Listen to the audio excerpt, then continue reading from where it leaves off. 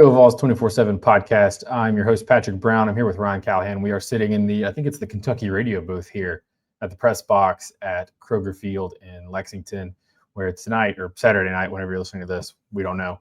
On Saturday night, Tennessee comes into Kroger Field and wins 56-34, improving to 6-2 on the season, 3-2 in SEC play, a fifth straight win in this border rivalry. I believe it's 86th overall, but a nice bounce-back win for the Vols after the loss at Alabama last week. We will break down the game here over the next little bit. The good, which was the offense, Ryan, with Joey Aguilar and his 3 100-yard wide receivers. And the not-so-good, which was the defense that, yes, forced a couple of turnovers and had a pick six in the first half by Idris Farouk, but gave up a lot of yards in this game, Ryan. So what grade are you giving this game, and how good are you feeling if you're Tennessee coming out of this one?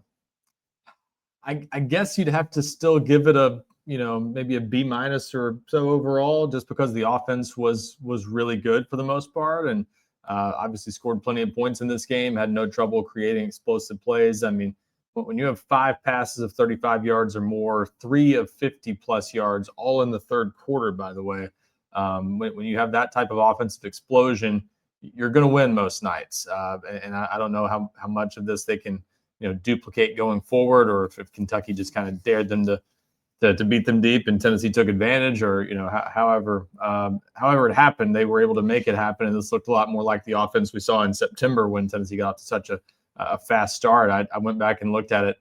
Joey Aguilar had thrown for 12 touchdowns and 3 interceptions in Tennessee's first 4 games. He went through that 3-game stretch, starting with Mississippi State, ending with Alabama, where he threw a total of 3 touchdowns and 3 interceptions. And this, obviously, 3 touchdowns, no picks in this game, and 396 yards, a season high. So that alone makes this a really good night for Tennessee, as you said, 300-yard receivers. And you won on the road by 22 in the series where Tennessee had mostly played close games in Lexington over the past 8 years. And, I guess all 4 of those games decided by 6 points or less until this one. So to go on the road and win by 3 touchdowns, always impressive. But then you got to talk about the defense, which was not sharp. Gave up a lot of big plays themselves. Cutter Boley threw for 330 yards and 5 touchdowns. Pass rush, he had 1 sack, maybe got some pressures. Kentucky did a good job getting rid of the ball pretty quickly a lot of times, but the ball is still not making enough happen, and not consistently tackling well, and just not defending well in general on the back end. I'm sure they missed Arion Carter. They're the SEC's leading tackler coming into this game, not being able to play with the double turf toe he's been dealing with recently. So some things that worked against Tennessee in this game, but bottom line, they've got to play better defensively. And the problem now, as we've talked about for a few weeks now, you're 8 games into the season. How much better can you realistically hope to get, even when you do get closer to full strength? Now, maybe Jermod McCoy comes back in the coming weeks. We'll see about that. Arion Carter, we'll see when he's back. But bottom line, you got to play better defensively if this team's going to be a college football playoff team. But the offense at least looked like the type of offense capable of carrying Tennessee to a playoff berth if they can keep doing anything close to this, going forward. Yeah, you got to start with Joey Aguilar. He was obviously the player of the game. 20-26 passing, 396 yards, 3 touchdowns. This coming off the Alabama game, Ryan, where he had a couple of critical mistakes, obviously, with the interception right before halftime that was returned the other way for a touchdown that swung that game. The safety was a play that he could have avoided. He could have avoided taking the big hit that got him sort of banged up a little bit. So a lot of toughness from him. I think Josh Heupel was pretty pleased with some of the traits. He's listed off all the things that Aguilar can do. Fierce competitor, doesn't get too high. And so those are all winning traits. That's a positive. Tennessee's wide receivers in this game, Mike Matthews, 6 catches, 107 yards and a touchdown. Braylon Staley, 6 catches, 105 yards. They did get him over. He was at 99 after a 56-yard run or 56-yard play there in the third quarter. Make sure to get him over 100 yards. Chris Brazel had 4 catches for 138 yards and a touchdown as well. That's the first time since 2019 that Tennessee has had 3 100-yard wide receivers in the same game. All 3 of those guys NFL receivers, by the way. Yeah, that was Jarrett Garantano at Missouri in 2019. I believe that game was pretty frigid. Most November games in Columbia, Missouri are, but yes, Josh Palmer, Juwan Jennings, Marquez Callaway. I don't think Callaway's on an NFL roster right now. We did play in the NFL for a little bit. So Jennings and Palmer, obviously, getting paid very handsomely to play wide receiver in the NFL. And I think this trio will be there one day. But, yeah, I mean, some of these throws were just, I mean, you're kind of, I don't say gasping in the press box, but This press box up here is up high. It's sort of a similar vantage point to what we have at Neyland. You're in the corner a little bit more, but the two throws to Brazel down the sidelines were just, I mean, those were, he couldn't, Joey Aguilar couldn't run downfield and handed it to Brazel anymore. And we actually talked to Brazel after the game, and he was just like, man, that was a lot of fun. And so when those guys are out there making plays, and I think they all 3 feet off each other. We should point out that Rodarius Jackson came back tonight, made an impact on the game, had a nice catch on a crossing pattern, kind of turned and made the play behind him a little bit. And Ethan Davis came back and played and caught a touchdown there right before the end of the first half. But, Tennessee goes right down the field. They score on their opening drive, 4 plays. Matthews had a great route to get open, gets a face mask penalty, and then 2 plays later, Aguilar had Matthews way wide open. Yeah. He took Brazel. He was wide open, but maybe a little bit less wide open, 35-yard touchdown. And they get the play from Idris Farouk to go up 14-0. And Kentucky was kind of playing catch-up mode from then on, but just kept coming back. The defense gives up a 71-yard touchdown on a wide receiver screen. Not great. Kendrick Law is fast. Kendrick Law is fast. He did play at Alabama, so but you got out-leveraged and couldn't get off blocks and took a bad angle. And just bad defense. You give up the 56-yard touchdown. Boot Carter just gets beat. I mean, plain and simple. I don't know which of those is worse, those 2 plays or the 16-play 96-yard drive. I mean, you look, Kentucky drives 96 yards on you in 8.5 minutes. 3 third-down conversions and a fourth-down conversion all on the same drive. I mean, just bad play. You're out of position. You're missing tackles. Your guys are lost in zone. You don't play well in space. I mean, just really bad. And Josh Heupel was not pleased when talking with Cole Kubelik of the SEC Network at halftime. And he shouldn't have been. Most fans were not. I asked him after the game, like, you were displeased. What did you not like? He had already sort of listed some of the things that had happened.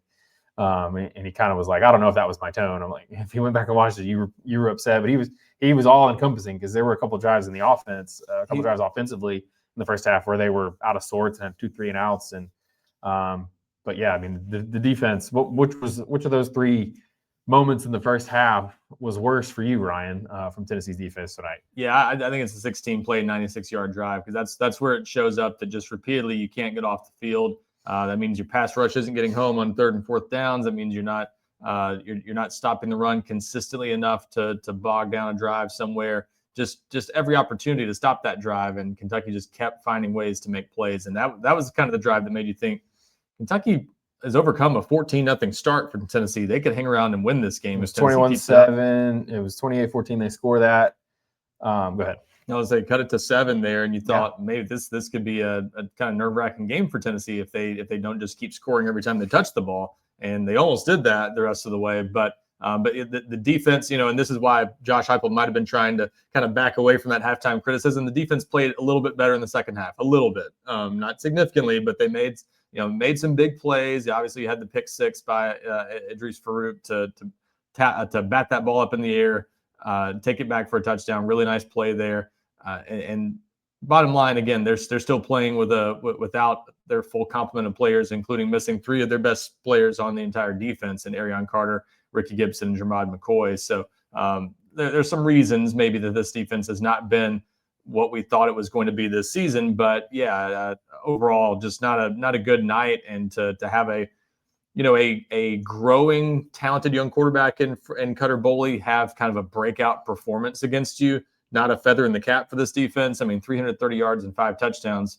He played pretty well against Texas last week, 31 of 39, but hadn't had a 300-yard game yet. Kentucky as a team had 4 passing touchdowns all season, I think you said, going into this game, and threw for 5 tonight. So just not a great accomplishment for this defense to kind of give Kentucky something to build off of going into this game. I think that's the talking point for a Kentucky team going nowhere. 2-5 now, 0-5 in SEC play. If there's anything for them to build on, it's that, hey, you put up some big numbers offensively tonight at Tennessee's expense. So this defense still going into November searching for answers, and this is a critical stretch of the schedule obviously coming up where Tennessee's got to win 4 games to give itself a chance to make the playoff. Yeah, Kentucky finishes 34 points. I think they had only scored more than 24 against Eastern Michigan, which is not ideal. 476 yards. I think they'd only had 1 400-yard game all season. That was Eastern Michigan. Mm-hmm.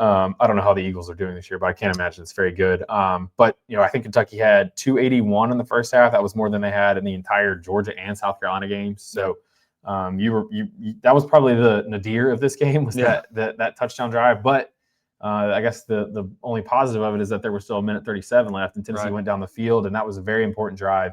It started kind of slowly, as some of these 2-minute drills do with Tennessee, where they didn't get past midfield until they were under 30 seconds left, right? I think they're more focused this year a lot of times on making sure they don't give the other team a chance to score, because their defense is vulnerable enough to do that. Well, and just if you're just judging this game based off end of the first half execution, massive improvement for Tennessee in this game from last week. Well, they went from near midfield with like 30 seconds to go to down in inside the 15 with 10 seconds left. They made quick work, I guess, of a big span of the field, where it went from being a drive where you're like, okay, they're running out of time, to hey, they're right where you want to be with a chance to throw it to the end zone here. Yeah, Hey, we are an hour away from closing. Okay, excellent. Make sure you're aware. Thank you, Tony. You're welcome.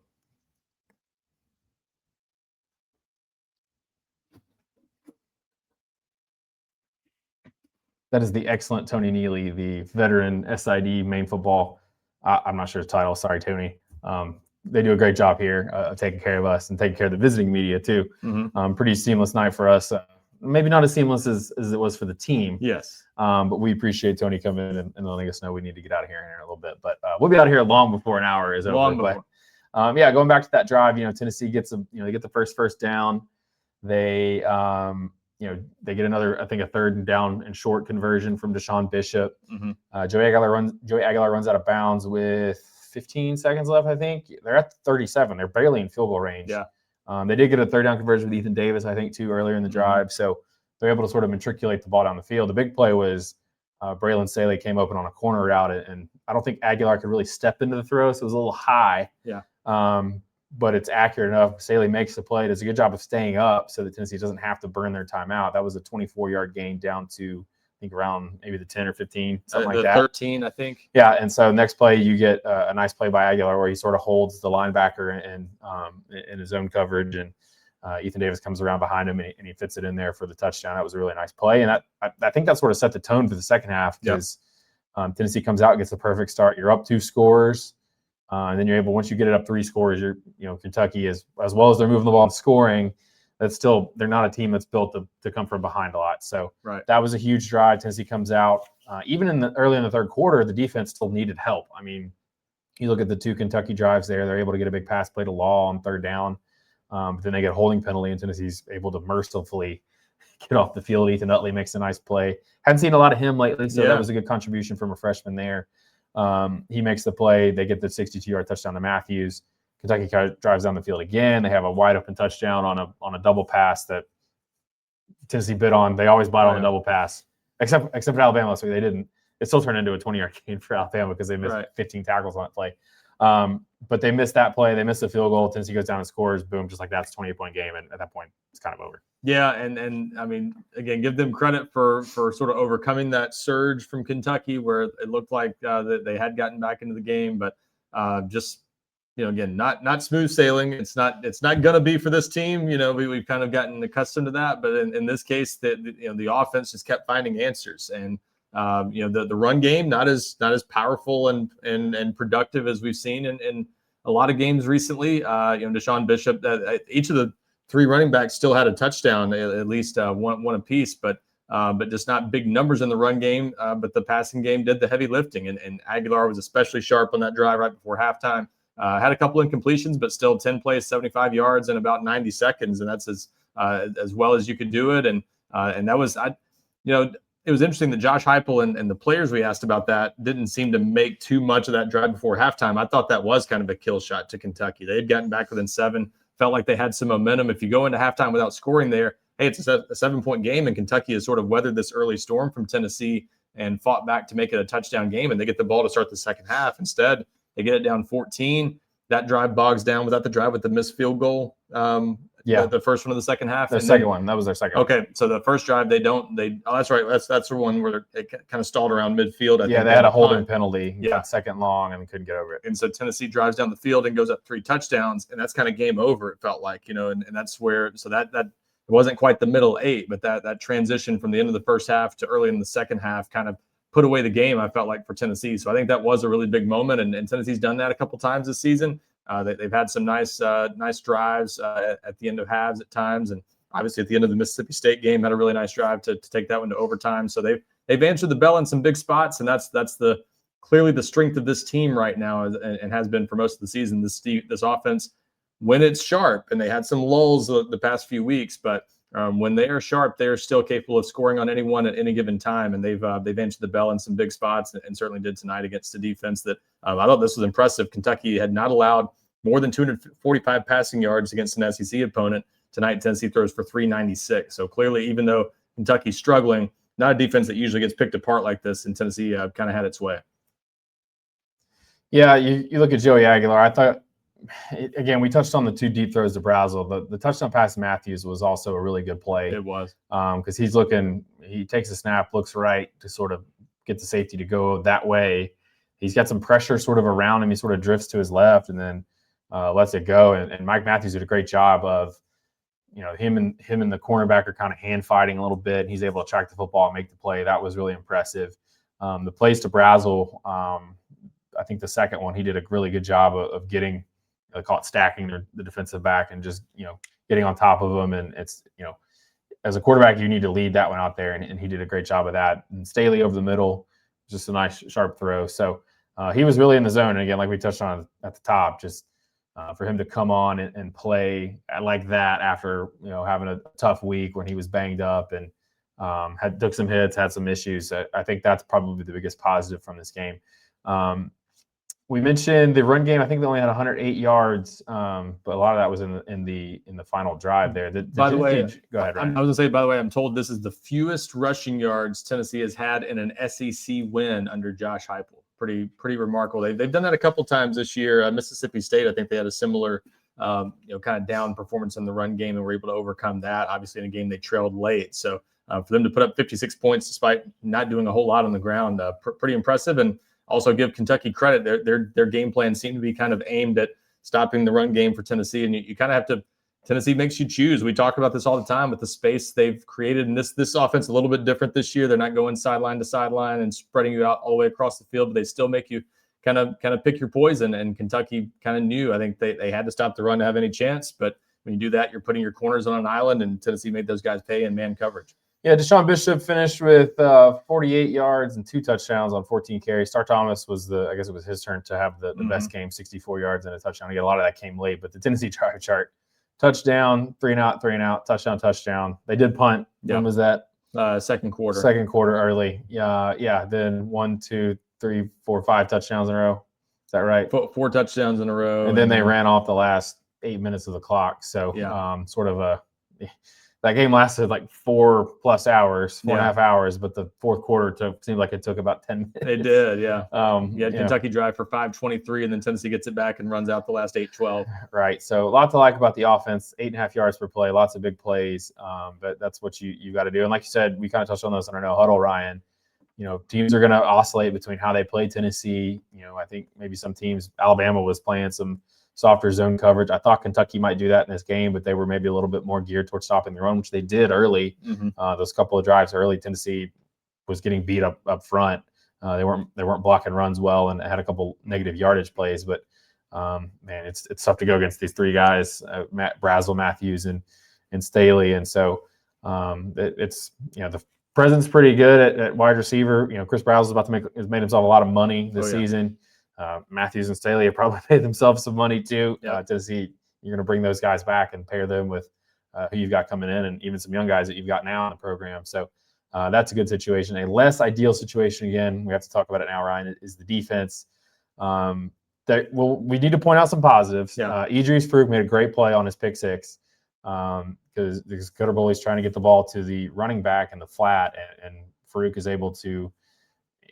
So many times you see guys flying off the edge there, out of control, and they run themselves out of a play.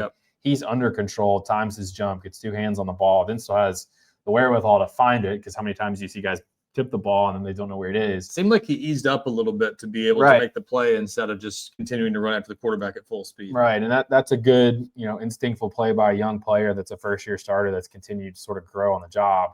And much like a young player, he had a bad angle on the next touchdown. So that's just kind of how it works sometimes. But that was a great play. Tennessee's 5th defensive touchdown of the season, their 2nd pick six. They've gotten 3 scoop and scores now. Colton Hood had the other pick six against Mississippi State. So Fruit makes a play, and then he had the wacky, Harlem Globetrotters. I was going to say, how do there we were make like it 4 fumbles on the play. I actually think there were 3 forced fumbles on the play. They were only credited 2. Yeah. But I think that was another play where Tennessee blitzed everybody, and you're blitzing everybody to try to get what you got, which was a quick throw short of the sticks, rally and make the play. Well, as everybody's rallying to make the play, Kentucky receiver, I think it was Gilmore, loses the ball as he's going down. His teammate picks it up. He gets stripped. The ball gets kicked twice. Yep. The same guy that picked it up the first time goes back and picks it up again.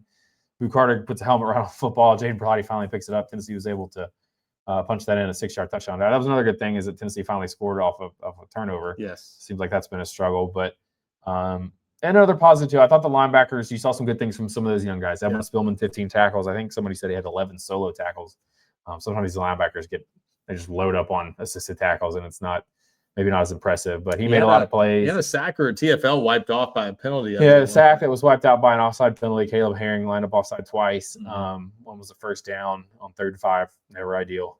But he made a couple of plays in the backfield. He still misplayed maybe a couple of plays in space, but he's a really athletic player that you kind of notice him. You always notice when 13's in the game. You're starting to feel the same way, for me at least, with Jaden Perlotti. Yep. You really liked what he did a few times. He had a nice pressure off the edge on a play where Cutter Boley was kind of rolling out of the pocket, and I think that was a play where Perlotti got a hit, and T-Lander had pretty good coverage on a running back. So a couple of guys stepping up there for Arion Carter, and then Perlotti had the fumble recovery. He shut down the 2-point conversion with a similar play where he closed ground really quickly. I mean, you see that. You see the athleticism and sort of the burst, and then he had a great hit on a player in the 4th quarter, just textbook hit, shoulder to midsection, not targeting, maybe a little bit late. Yeah. They could have got him for that, but they didn't. So I think that's a positive. But again, just too many missed tackles, guys not in place. I'd have to go back and sort of watch the game and figure out, okay, when could they have called this differently or that differently, and things like that. And I'd be interested, and I might ask Josh Heupel this on Monday, like, why do you think the defense has taken such a big step back from last season? Because last season, man, they were lights out. They were, a top 10 defense in at least a few major categories, and didn't give up a lot to anybody. And now it's gotten to the point where you almost expect this defense to give up 24, 27, 30 plus a lot of times to anybody they play. And that's a hard place to start from. I've seen some people, on social media and on our message board saying during games, obviously in the heat of the moment, but saying, this is one of the worst defenses they've ever seen at Tennessee. It's not even in the discussion with the Sal Sunseri defense in 2012, but it's closer to that than I ever would have thought this team had a chance to be. The question is this the worst defense, or is it worse than 2021 when they were still they were undermanned? They had been hit hard in the portal.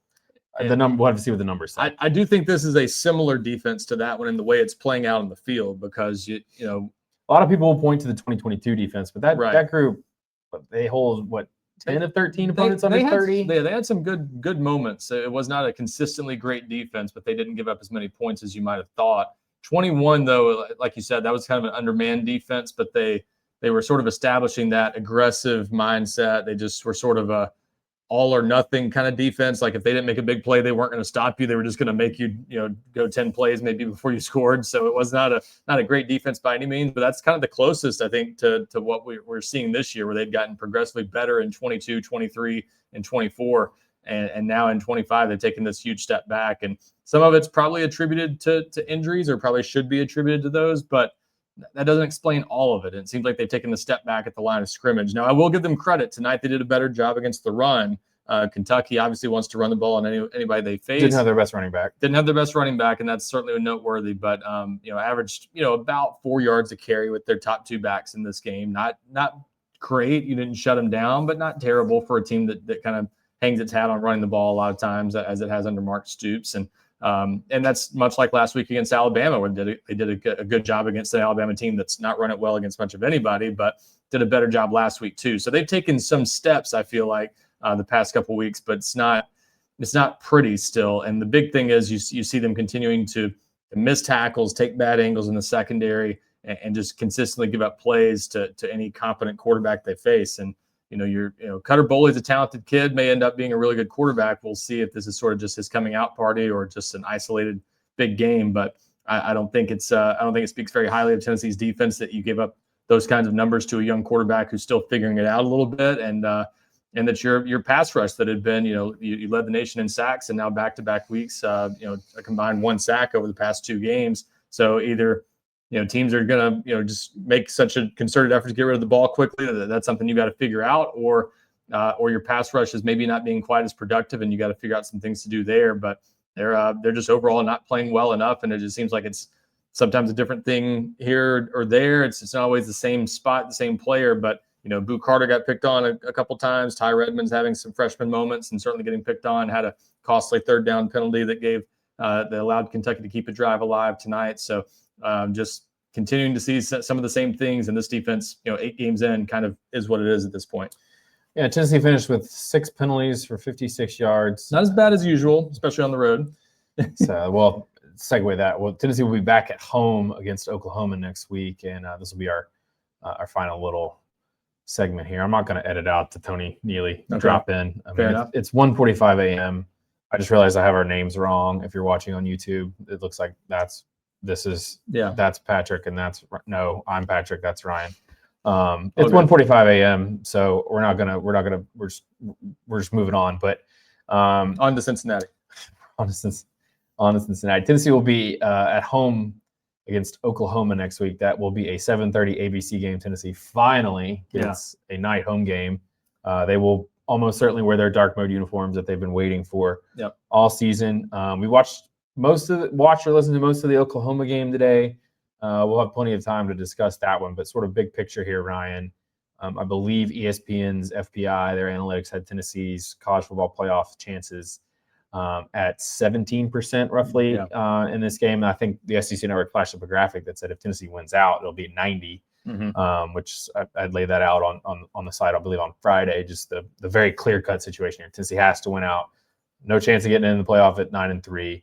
Probably a pretty good chance. Obviously, you never say never. You don't know what the contendering field of contenders is going to look like. But if Tennessee goes and gets to 10-2, at this point they're going to have wins over Oklahoma, who's ranked at this point, and Vanderbilt, who is going to be probably in the top 10, I guess, at this point after beating Missouri early on Saturday. So could be a college football playoff play-in could game. Be. Vanderbilt goes to Texas next, I think. So, but we're not here to talk about Vanderbilt yet. Maybe in a few weeks. But to win all 5, you got to win the first one. So this one's not going to boost Tennessee's college football playoff chances a whole lot. This was the easiest of the 4 conference games left, even though it was on the road. True. But you got to win. You got to beat New Mexico State. You keep discounting the Aggies. Oh, I'm just talking about the SEC game. Okay. All right. I'm skipping over that one. It's Cole Kublik during the broadcast said that he thought Florida would be the toughest game. Tennessee fans don't need to hear any further explanation. They know how that goes down in the swamp. But I think he's got a point based on what Florida has. So his point was that Florida they've got some good receivers. When Florida is on, Florida can be really tough to beat. They have been on a few times this season. They beat Texas and Mississippi State in that stadium. So always a feisty defense. Interim coach, but he said his further point was that he thought that would be tougher than Oklahoma because, quote, Oklahoma can't block. Tennessee fans would say, well, we can't tackle. So it's the opposite of irresistible force meets a movable object. But Tennessee needed to win this game. They took care of business. Tennessee usually beats Kentucky. Kentucky did some very Kentucky things in this game. That's why they've lost. That's why the series has been so dominant on one side. But you come here and you win by 22 points. You don't have it go down to the wire. Yeah. All in all, pretty good for Tennessee, right? Yeah, that's the thing. I obviously, fans are going to come away from this probably lamenting the defense's struggle as much as anything. But I think you've got to look at the big picture. And, as I kind of said on our no huddle, I think you have to look at the fact that they've won by 22 on a night when in a season, let's face it, when not many teams are doing much of anything. And the last quarter and a half was a formality. Yeah. They pretty much dominated this game after Kentucky made a run at it and tried to make it a close game there before halftime. They kind of put them at arm's length pretty quickly and took care of business in the second half. So that's a sign of a good team. You're still a good team. You're still exactly where you want to be for the most part. You'd love to be 7-1 instead of 6-2, but they're still right in that playoff discussion and with a chance to play their way in with wins in their last 4. Now, I'm just basing this on what I think is going to happen. I would say Tennessee's playoff chances are a coin flip at this point. I think it's about 50-50, knowing that they play well at home, especially at night. They're tough to beat at home. So I think they have a very good chance of beating Oklahoma next week. I think their two toughest games left are the last two of the season. I think it's at Florida and against Vanderbilt that it comes down to in all likelihood. And you go into the last two games with a chance to play your way into the playoff. You're obviously a pretty good team at that point. So I think they have put themselves in position to be where they want to be, but they still got to get better. It was interesting to hear Josh Heupel say some of the problems they're having defensively, he thinks they can still fix, that there are still some things you can do better. And as a coach, I think you always want to think that. You always want to believe that there's some things you can work through, or else practice is meaningless, right? You are always thinking there's something you can do to get better.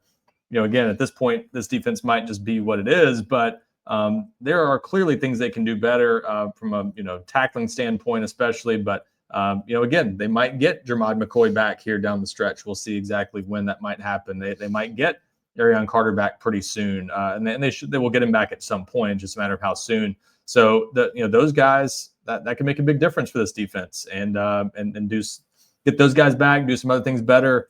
No reason this team can't go pretty far this season because they've played with Georgia. They've changed two plays against Alabama. That might be a fourth quarter game that comes down to the wire, at least on the road. So there's no reason to think this team can't play with anybody it faces, and we'll see how it shakes out in November. But what we knew all along, this last month of the schedule was going to be really important and was going to have some really meaningful games for Tennessee.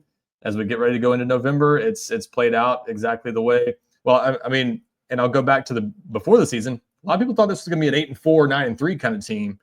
I was kind of a little more on the bullish side, thinking 9-3, 10-2 more likely. But either way, if you went into the season hoping this could be a college football playoff team, well, guess what? You're going into the month of November with a chance to be exactly where you thought you could be. And if this team could somehow make it to the college football playoff for the second time in a row, that's big stuff for a program that's for years been looking to get back to that point. That's not just a one-off. At that point, you're showing you're a program that's now in the national discussion on a regular basis, and that would be a huge step forward for this program, obviously, but a lot of work to do.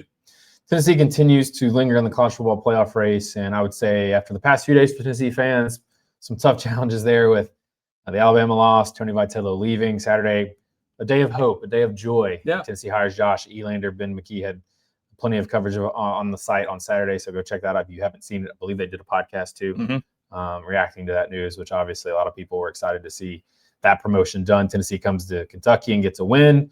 As bad as it always might seem at times, it can always get a lot worse. You think losing to Alabama was bad, you could come here and lose to Kentucky. Never great. Tennessee should never lose to Kentucky in football. That's my stance. 38-3 over the last 41 years now.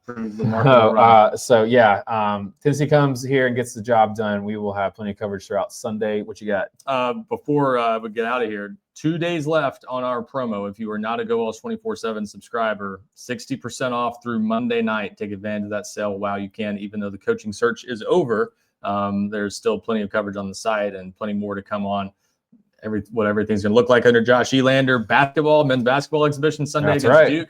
Tons of coverage from that, and a big recruiting week coming up for Tennessee with Oklahoma coming to town. So lots to check out, and definitely plenty of good stuff on the site if you want to take advantage of that sale. Go take advantage of that. We appreciate you listening, and please leave us a rating and a review and subscribe on whatever platform you listen, or if you watch on YouTube, please subscribe to our YouTube channel there, and we will have plenty of coverage on all those platforms. We will be back here with another podcast here in the next few days. Maybe they'll do one after basketball. I don't know what Ben's plans are. Yeah. But we will have another football podcast here during Oklahoma week to get you ready for that game as well. For Ron Callahan, I am Patrick Brown. We will talk to you guys here in a few days.